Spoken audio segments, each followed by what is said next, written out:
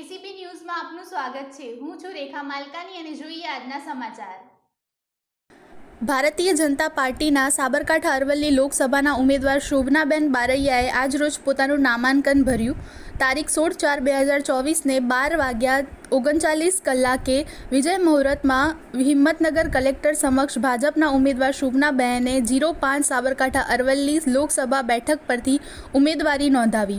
સવારે 9:30થી ભારતીય જનતા પાર્ટીના બંને જિલ્લાના પદાધિકારીઓ, કાર્યકર્તા ભાઈ બહેનો મોટી સંખ્યામાં હાજર રહી ઉમેદવાર શોભનાબેન બારૈયાના ટેકામાં તેમનો જુસ્સો વધારેલ સામે રહ્યા હતા।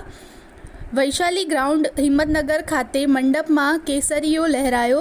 હજારોની સંખ્યામાં કાર્યકર્તાઓની મોટી મેદની જોઈ સૌ પદાધિકારીઓ તથા ઉમેદવારો પોતે ખુશખુશાલ થઈ ગયા। આ વિજય સંકલ્પ રેલીમાં લોકસભા સાંસદ દીપસિંહ રાઠોડ, રાજ્યસભા સાંસદ રમીલાબેન બારા, મંત્રી ભીખુસિંહજી પરમાર, સાબરકાંઠા અરવલ્લી જિલ્લાના ભાજપના ધારાસભ્યો, 2 જિલ્લાના સંગઠનના પ્રમુખ, મોડાસા નગરપાલિકા પ્રમુખ નીરજભાઈ શેઠ તથા ભારતીય જનતા પાર્ટીના 2 જિલ્લાના પદાધિકારીઓ, ભાઈઓ અને બહેનો મોટી સંખ્યામાં હાજર રહ્યા હતા।